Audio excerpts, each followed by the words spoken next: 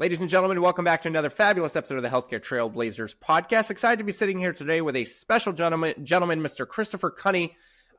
Christopher was, as of very recently, honored with the Changemaker Award from HIMSS. That's 2024, and so congratulations on that, and thanks for joining us today.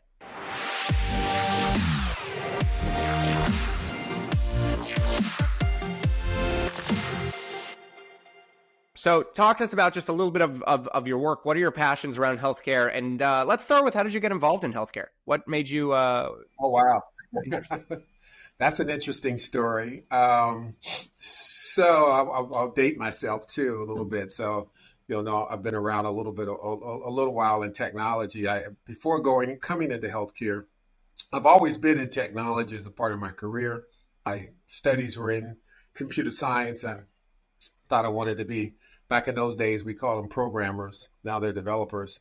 And then I found out pretty quickly I wasn't the best programmer or developer, nor did I want to necessarily sit behind a computer all day spitting out code. Not that there's anything wrong with that, but it just wasn't my flavor at the time. But I spent a number of years with some large technology companies like Hewlett Packard, spent almost a decade with them, and couple of mid-tier companies, a company called Verso Technologies. And I actually, in the late 90s, that's why I'm dating myself a little bit, I actually was a part of kind of that first dot-com bubble that happened. And I actually purchased, in partnership with a friend of mine, a web development company, and we were building e-commerce websites in the late 90s. Wow. And kind of got the bug for, I know, right? I definitely was a part of that first wave of seeing the impact that the internet was having on the economy itself. And so we kind of were plugging along, building e-commerce websites. And unfortunately, the recession hit that time as well, too, and that bubble burst. And a lot of the e-commerce business started to wane away for a short period. And so I had to find a job as an adjunct professor at one of the local universities. I'm based in Atlanta, Georgia. And I was teaching a wide variety of classes, both technology classes like software development, some software development classes, as well as some network engineering classes, and then even non-technical classes like environmental science. And one particular class I was teaching was around strategic thinking and problem solving. And I was lecturing to a class one day, and I was talking about industry trends and, things you need to look at in trying to predict trends and how do you take advantage of trends and getting involved in those industries where the momentum is happening. And at that particular time, I had suggested to the students, hey, guys, you might want to look at this whole health technology field. The adopt of things like electronic health records and technology in the healthcare space is really an emerging market. So as you're thinking about what career you want to pursue, you might want to look at that as an industry. So one day I was actually brushing my teeth, and I looked at myself in the mirror and said, hey, you've been talking about this healthcare thing for a while to your students. Why haven't you actually looked into it yourself and started to pursue opportunities there? And so you're right. I haven't. Let's go take a look at it and see what's there. And just real forward, it was a very kind of unique situation. My wife had a friend who knew someone at a local hospital, and it just so happens they had a job open in the IT department that my skill sets and background fit. I interviewed for the job, and I got the job. I would say data center manager and help desk manager position. I took the job, and the guy that was in that role left the organization as the direct report for the organization. The CIO promoted me to that role. I became director for the organization. Excuse me. And then 4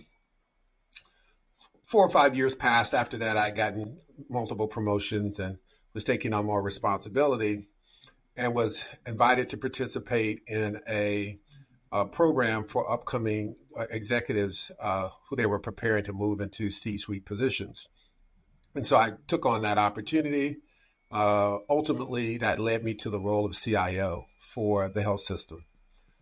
So I was able to now get a much more strategic view of what was going on in the organization, help lead the organization through various technology transformation initiatives and growth initiatives through the use of technology as well. Did that for a couple of years or so, and then went to the dark side and became a consultant, an advisor. And so I started working for a consulting firm and was doing work with, again, healthcare systems and hospitals and physician practices and technology companies. This was also right around the time when the Obama administration had poured over $80 billion in the healthcare industry around technology in particular for the adoption of EHRs.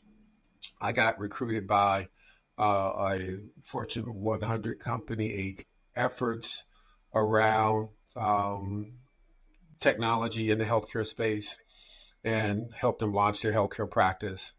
And then shortly after that, I was consulted by a couple of other large technology companies to do similar work. And then so I launched my own consulting practice at that time, shortly after that. And for almost a decade, ran that practice as doing interim CIO and fractional CIO work, advisory services for tech companies, helping academic institutions develop curriculum in the space, working with startups and emerging tech companies, bring those products to market, and have been, off and on taking on roles around launching technologies, advising, investing in tech companies, and have been positioned kind of as a thought leader and advisor, a transformation leader in the space. Again, a lot of my focus, even during that period of time, was how do we help the underserved community take advantage of these emerging technologies. So I've been a part of various nonprofit organizations and really trying to transform the industry. I know that was a long-winded story, but you did ask me, how did I get in this space? So a fascinating story nonetheless. Thank you. So from a bird's eye view, what do you think, and I know this is a very broad question, but something tells me you'll have an interesting answer. From a bird's eye view, what do you think went right with the adoption of technology between the 90s and now? And what do you think we could have done better? What do you think went wrong? Oh, yeah, that's a loaded question for sure. I think what went right was that the healthcare industry, as slow as it had been to adopt these types of technology, started to realize the value of computing and how it could be applied in hospital operations, both on the administrative side, which was really where it initially started, on the finance and claim side, getting a bill out and managing the administrative operations of a health system. But then it started, how can we now start leveraging technology to improve patient flow, improve patient outcomes, and make us smarter and better providers of care? So the fact that the industry started adopting that and embracing that, I think, was a positive thing.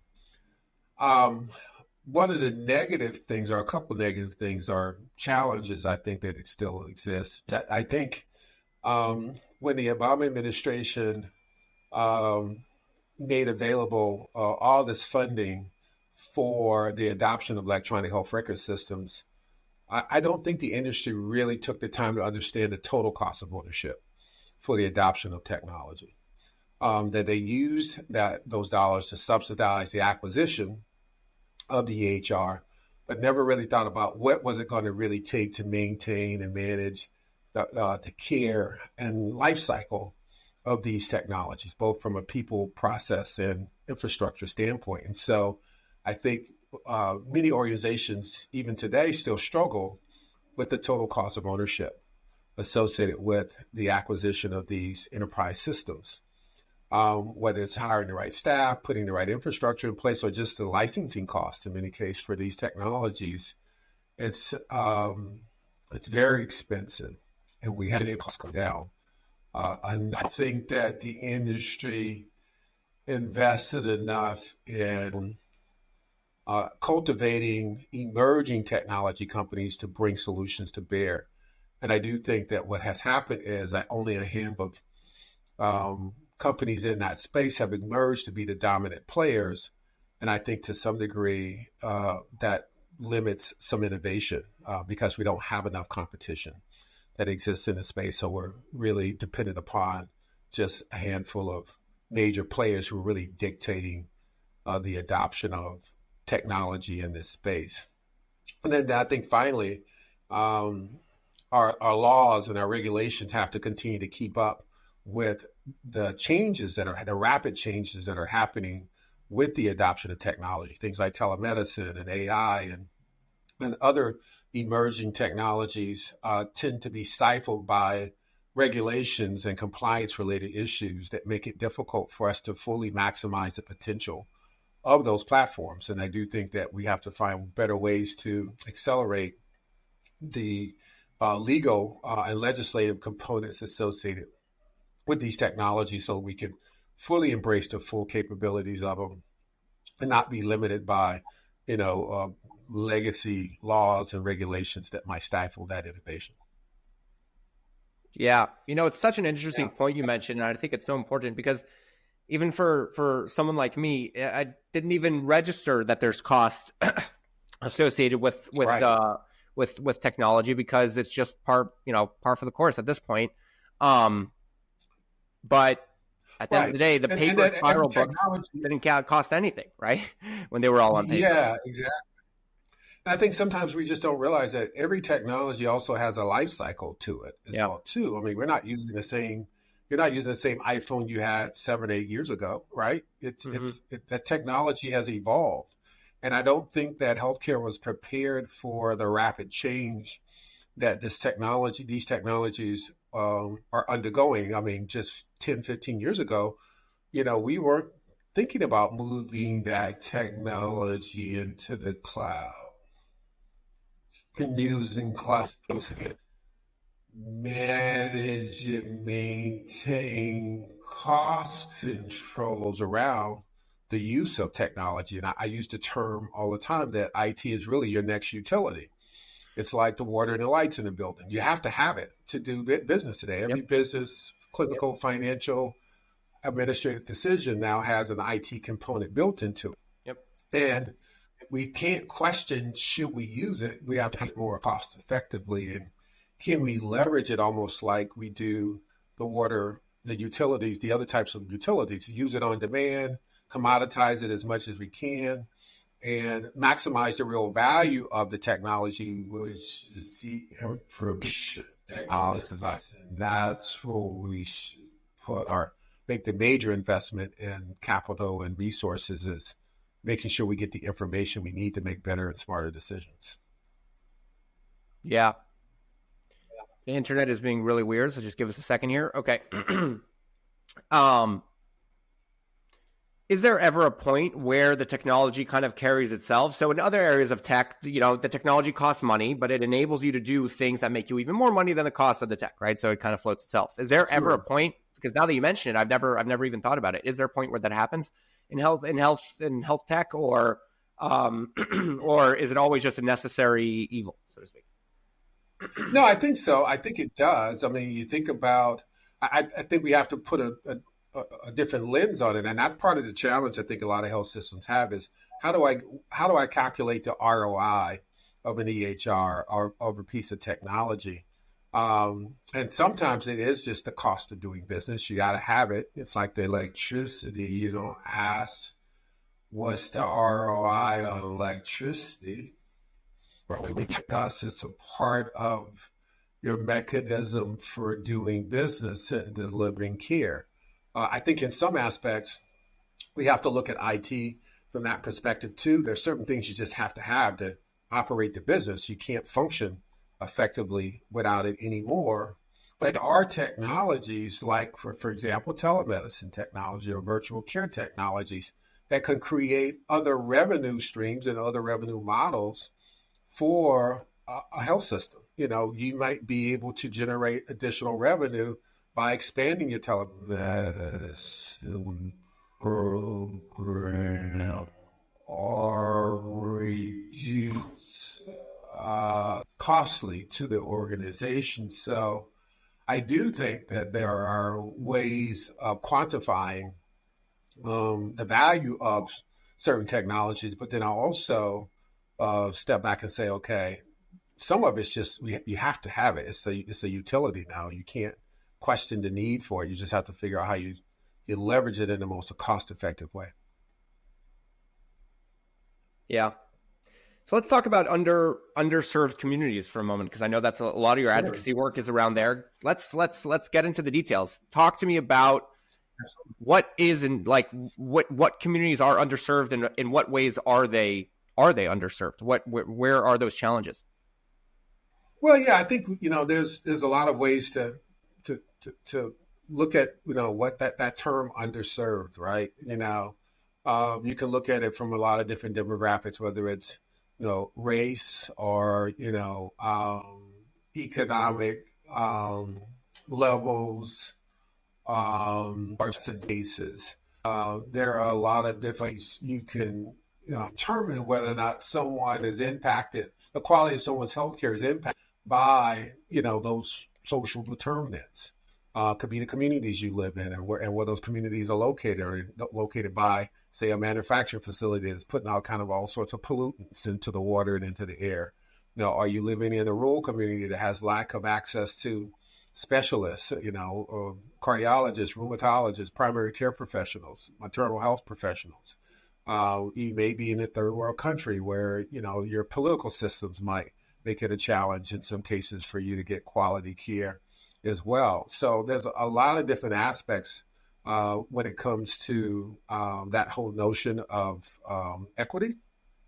And I try to approach it from that perspective. Obviously, being African American, and we all to some degree are tribal, and we all towards your traditions, your culture. I think that's the same for all individuals.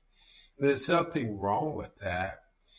The question is then, when we apply the litmus test of some of these general services like we have, like healthcare, are we applying those things in the most equitable ways to the communities that need it the most as well? And if we're not, can we start to bend that curve in a way so that we can start to find ways to deliver better care to those communities? For example, in the African American community, one of the biggest challenges we have is primary care, especially in some rural communities as well too, and some of the aspects of, quite honestly, some of the atrocities that took place in using people of color as lab rats. The Tuskegee experiment or Henrietta Latt, and there's tons and tons of incidences where those individuals were researched.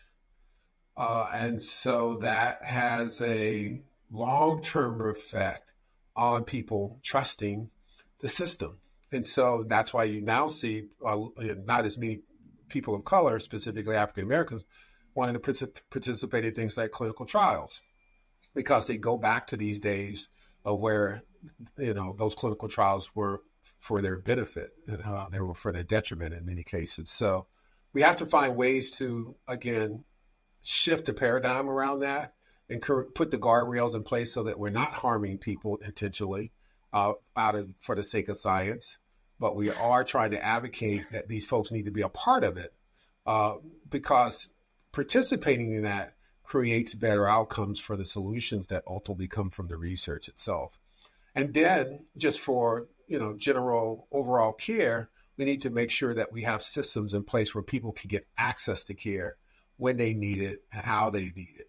And so if I'm in a rural community, are there tools like virtual care, telemedicine technologies, where if they don't have a large population of healthcare providers there, or reach them in their language, or reach them, with people who look like them so they feel more comfortable with having those conversations, understanding those social determinants of health and trying to figure out ways to mitigate those risks.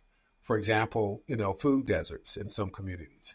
how do we now address the issue around quality of food, which might have a direct correlation to someone's overall health? How do we deal with things like transportation or education, incarceration? I mean, there's a number of different factors that have a direct impact on someone's overall care that ultimately affects the broader community itself. And so I focus on trying to bring light to that, and then also ask the question, because of my background in technology, how can we apply technology as a part of the process of solving the problem? It's not the silver bullet, and it's not going to fix everything, but it can be a tool that we employ to help solve that problem and be a part of the solution. And that's what I'm focused on these days. That's awesome. So are there any examples of technologies that you can highlight that that really actually make an impact in increasing equity? Yeah, again, I go back to that example of virtual care platforms. When you look at the advent of telemedicine, for example, and the fact that now individuals who have access to something as simple as a cell phone or mobile device, a laptop, can get consultations, can get consulting, can get treatments, both physical and behavioral, through these platforms now. And that clinician doesn't necessarily have to be in the same geographic location as that patient. And so to address a particular situation in a more expeditious way, because we can get access to them without having to physically be there as well.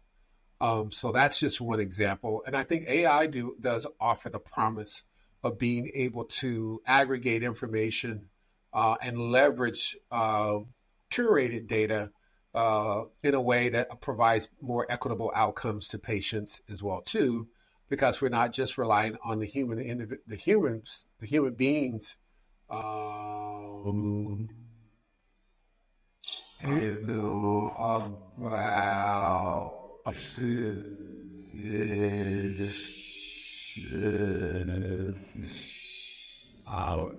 Holding the human being accountable for the right type of treatment to that patient as well. Yeah. So those are just a couple things that stand out about the future in the way we passively monitor people's healthcare, especially those who are dealing with chronic disease. And then I do think technologies that will be in the home, like the ambient voice technologies, like the Alexas of the world, that patients can leverage to monitor their care, remind them to take medications, reach out to healthcare professionals if they need behavioral issues. I just think that there's a of us with these emerging platforms. Yeah. Because of everything, in light of everything that you said, I find it so perplexing that we seem to be seeing this really downwards trend in the use of telehealth and in the use of virtual care. These past couple weeks, a bunch of news came out. What's the deal?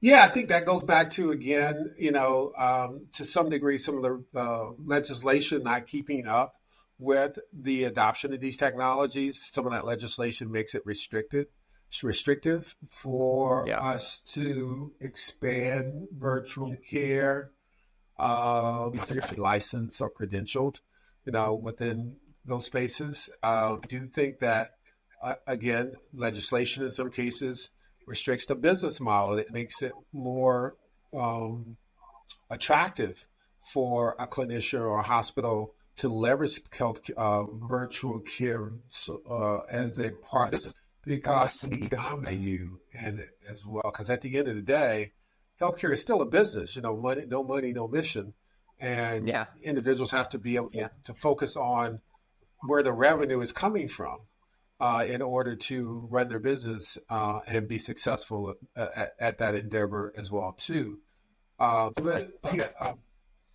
We as human beings traditionally still like to have some interaction face-to-face if possible with our care providers.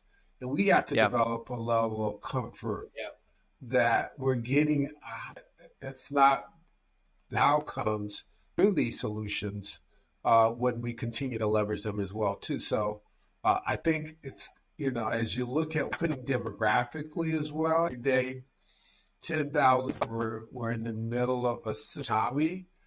The baby boomers are getting older and moving into their senior years. By 2050, 1/4 of the world's population will be over 65, and many of those folks will be dealing with chronic diseases. We're not replacing the number of healthcare professionals that are retiring and leaving the industry as fast as it's already a shortage, and there will continue to be a shortage unless something dramatically shifts, over the next decade or two. And so we're going to have to depend on technology to help be part of the, equalizer to help support the delivery of care through platforms like telemedicine, robotics, artificial intelligence, things of that nature, because you're just not going to physically have enough people to care for the folks that are moving into those senior years or dealing with the increase in chronic diseases that are happening in our country. Yeah. Well, Christopher, I mean, it's incredible to spend time with you. You're an absolute fountain of knowledge. And where can people find more about you? I know you're very active on LinkedIn. Where else can people find more of you?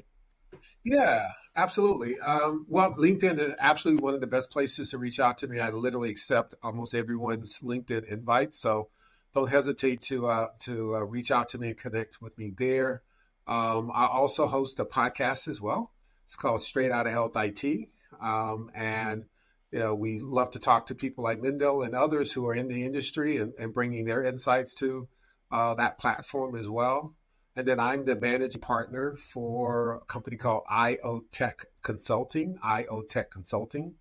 And you can always reach out to me at my website, www.iotechconsulting.com, or contact me directly at Christopher.Kunney, Kunney, at iotechconsulting.com. Incredible. Well, I highly recommend everyone check you out. And Christopher, thanks again for joining us today. Thank you so much, Mendel. It's a pleasure being on the program, and I wish you continued success with your platform. Thank you so much.